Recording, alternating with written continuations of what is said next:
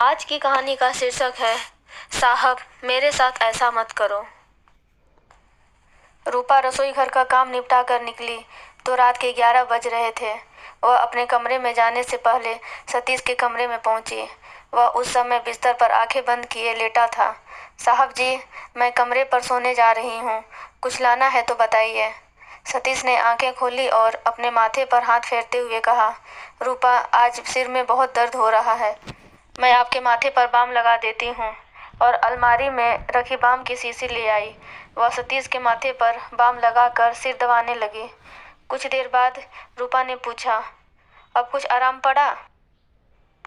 बहुत आराम हुआ है रूपा, तेरे हाथों में तो जादू है, कहते हुए सतीश ने अपना सिर रूपा की गोद में रख दिया। रूपा सिर दबाने लगी। वह महसूस कर रही थी कि एक हाथ उसकी कमर पर रेंग रहा है। उसने सतीश की ओर देखा। सतीश बोला, रूपा, यहाँ रहते हुए तू किसी बात की चिंता मत करना। तुझे किसी चीज़ की कमी नहीं रहेगी। जब कभी जितने रुपए की ज़रूरत पड़े तो बता देना। जी साहब, आज तेरी मैडम आगरा गई है, वहाँ ज़रूरी मीटिंग है, 4 दिन बाद वापस आएगी, कहकर सतीश ने उसे अपनी ओर खींच लिया। रूपा समझ गई कि सतीश की क्या इच्छा है। वह बोली, नहीं साहब जी, ऐसा ना करो, मुझे तो माँ बाबा ने आपकी सेवा करने के लिए भेजा है। रूपा, यह भी तो सेवा ही है। पता नहीं आज क्यों मैं अपने आप पर काबू नहीं रख पा रहा हूँ। उसने रूपा की ओर देखते हुए कहा, साहब जी, अगर मैडम को पता चल गया तो? रूपा घबरा कर बोली, उसकी चिंता मत करो, वह कुछ नहीं कहेगी। रूपा नहीं कर सकी और न चाहते हुए भी सतीश की बाहों में समा गई। कुछ देर बाद जब रूपा अपने कमरे में आकर बिस्तर पर लेटी तो उसकी आंखों से नींद भाग चुकी थी। उसकी आंखों के सामने माँ बाबा, 3 छोटी बहनों व भाई के चेहरे नाचने लगे। यहाँ से 400 किलोमीटर दूर उसका गांव सोनपुर है। बाबा राजमिस्त्री का काम करता है। महीने में 14-15 दिन मजदूरी पर जाता है क्योंकि रोजाना काम नहीं मिलता। रूपा तो 5 साल पहले 10वीं कक्षा पास करके स्कूल छोड़ चुकी थी। उसकी 3 छोटी बहनें व भाई पढ़ रहे थे। माँ ने उसका नाम रूपमती रखा था, पर पता नहीं कब वह रूपमती से रूपा बन गई। एक दिन गांव की प्रधान विद्या देवी ने माँ को बुलाकर कहा था, मुझे पता चला है कि तेरी बेटी रूपा तेरी तरह बहुत बढ़िया खाना बनाती है। तू उसे सुबह से शाम तक के लिए मेरे घर भेज दे। ठीक है प्रधान जी, मैं उसे भेज दूंगी, माँ ने कहा था। 2 दिन बाद रूपा ने विद्या प्रधान के घर की रसोई संभाल ली थी। एक दिन एक बड़ी सी कार विद्या प्रधान के घर के सामने रुकी। कार से सतीश व उसकी पत्नी मालिनी मैडम उतरे। कार पर लाल बत्ती लगी थी। विद्या प्रधान की दूर की रिश्तेदार में मालिनी मैडम बहन लगती थी। दोपहर का खाना खाकर सतीश व मालिनी ने रूपा को बुलाकर कहा, तुम बहुत अच्छा खाना बनाती हो, हमें तुम जैसी लड़की की ज़रूरत है। क्या तुम हमारे साथ चलोगी? जैसे तुम यहाँ खाना बनाती हो वैसे ही तुम्हें वहाँ भी रसोई का काम करना है। रूपा चुप रही। विद्या प्रधान बोल उठी थी, यह क्या कहेगी, इसके माँ बाबा को कहना पड़ेगा। कुछ देर बाद ही रूपा के माँ बाबा वहाँ आ गए थे। विद्या प्रधान बोली, रामदास, यह मेरी बहन है, सरकार में एक मंत्री की तरह है। इन्हें तेरी बेटी के हाथ का बना खाना बहुत पसंद आया, तो ये लोग इसे अपने घर ले जाना चाहते हैं रसोई के काम के लिए। रामदास, बेटी रूपा को भेजकर बिल्कुल चिंता न करना, हम इसे पूरा लाड़ प्यार देंगे। रुपए पैसे हर महीने या जब तुम चाहोगे भेज देंगे, ऐसा मालिनी मैडम ने कहा। फिर बाबा बोले, साहब जी, आप जैसे बड़े आदमी के यहाँ पहुँचकर तो इसकी किस्मत ही खुल जाएगी। यह आपकी सेवा खूब मन लगाकर करेगी, यह कभी शिकायत का मौका नहीं देगी। सतीश ने जेब से कुछ नोट निकाले और बाबा को देते हुए कहा, लो, फिलहाल ये पैसे रख लो, हम लोग हर तरह से तुम्हारी मदद करेंगे। यहाँ से आगरा तक कोई भी सरकारी या गैर सरकारी काम हो पूरा करा देंगे।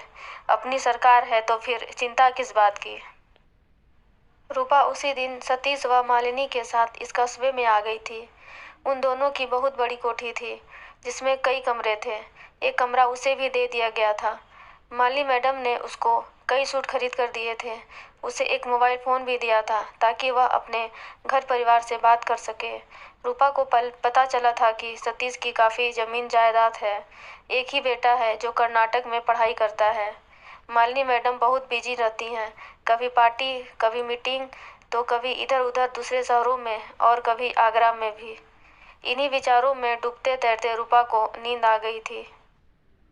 अगले दिन सतीश ने रूपा को कमरे में बुलाकर कुछ गोलियां देते हुए कहा, रूपा, ये गोलियां तुझे खानी है। रात जो हुआ है उससे तेरी सेहत को नुकसान नहीं होगा।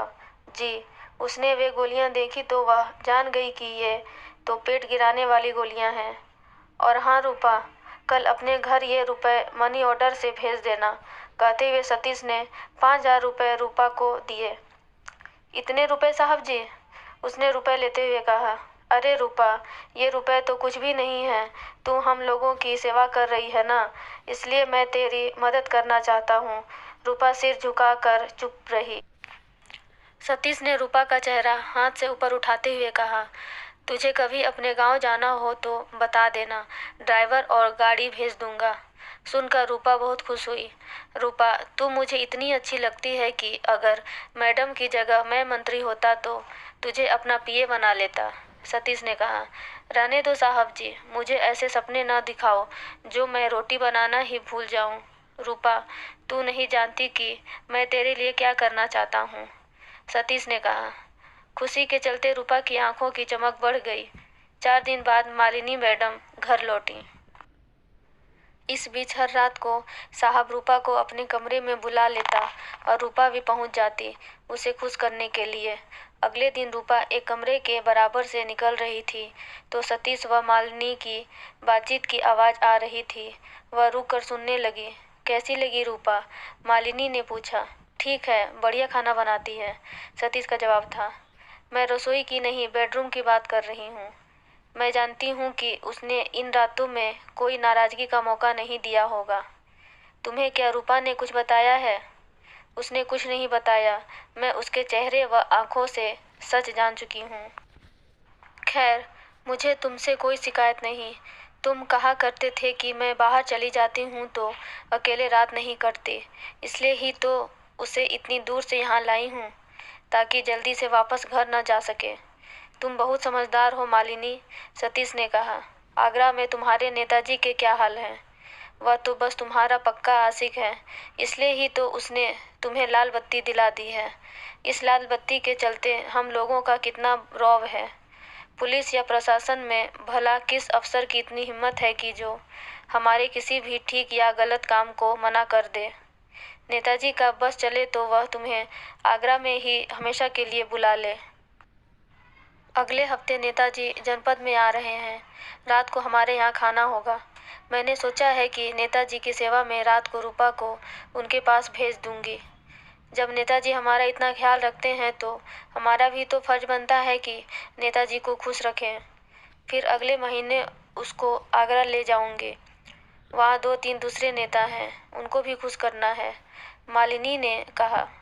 सुनते ही रूपा के दिल की धड़कनें बढ़ने लगी। वह चुपचाप रसोई में जा पहुंची। उसने तो साहब को ही खुश करना चाहा था, पर ये लोग तो उसे नेताओं के पास भेजने की सोच बैठे हैं। वह ऐसा नहीं करेगी। अगले 1-2 दिन बाद ही वह अपने गांव चली जाएगी। तभी मोबाइल की घंटी बज उठी। वह बोली, हेलो। हाँ रूपा बेटी, कैसी है तू?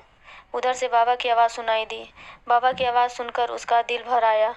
उसके मुंह से आवाज़ नहीं निकली और वह सुबकने लगी। क्या हुआ बेटी, बता ना। लगता है कि तू वहाँ बहुत दुखी है।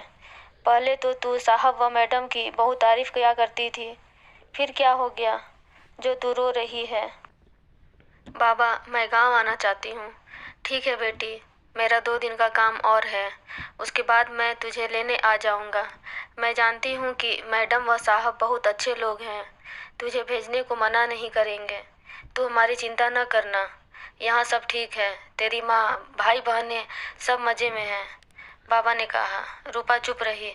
अगले दिन सतीश व मालिनी ने रूपा को कमरे में बुलाया। सतीश ने कहा, रूपा, 4-5 दिन बाद आगरा से बहुत बड़े नेताजी आ रहे हैं। यह हमारा सौभाग्य है कि वे हमारे यहाँ खाना खाएंगे और रात को भी आराम यहीं करेंगे। जी, रूपा के मुंह से निकला। रात को तुम्हें नेताजी की सेवा करनी है, उनको खुश करना है। देखना रूपा, अगर नेताजी खुश हो गए तो। मालिनी की बात बीच में ही अधूरी रह गई। रूपा एकदम बोल उठी, नहीं मैडम जी, यह मुझसे नहीं होगा। यह गलत काम मैं नहीं करूँगी। और मेरे पीठ पीछे साहब जी के साथ रात को जो करती रही, क्या वह गलत काम नहीं था? रूपा सिर झुकाए बैठी रही। उससे कोई जवाब नहीं बन पा रहा था। तू हमारी बात मान जा, तू मना मत कर, सतीश बोला। साहब जी, ये नेताजी आएंगे, इनको खुश करना है। फिर कुछ नेताओं को खुश करने के लिए मुझे मैडम जी आगरा लेकर जाएंगी। मैंने आप लोगों की बातें सुन ली हैं। मैं अब यह गलत काम नहीं करूँगी। मैं अपने घर जाना चाहती हूँ। 2 दिन बाद मेरे बाबा आ रहे हैं। रूपा ने नाराज़गी भरे शब्दों में कहा। अगर हम तुझे गांव न जाने दें तो? मालिनी ने कहा। तो मैं थाने जाकर पुलिस को और अखबार के दफ्तर में जाकर बता दूंगी कि आप लोग मुझसे ज़बरदस्ती गलत काम कराना चाहते हैं, रूपा ने कड़े शब्दों में कहा। उसके बदले तेवर देकर सतीश ने कहा, ठीक है, हम तुझसे कोई गलत काम ज़बरदस्ती नहीं कराएंगे। तू अपने बाबा के साथ गांव जा सकती है। यह कहकर सतीश ने मालिनी की ओर देखा। उसी रात सतीश ने रूपा की गला दबाकर हत्या कर दी और ड्राइवर से कहकर उसकी लाश को नदी में फेंकवा दिया। दिन निकलने पर इंस्पेक्टर को फ़ोन करके कोठी पर बुला लिया। कहिए सर, कैसे याद किया? इंस्पेक्टर ने आते ही कहा, हमारी नौकरानी रूपमती उर्फ रूपा घर से 2 लाख रुपए व कुछ जेवर चुरा कर भाग गई है।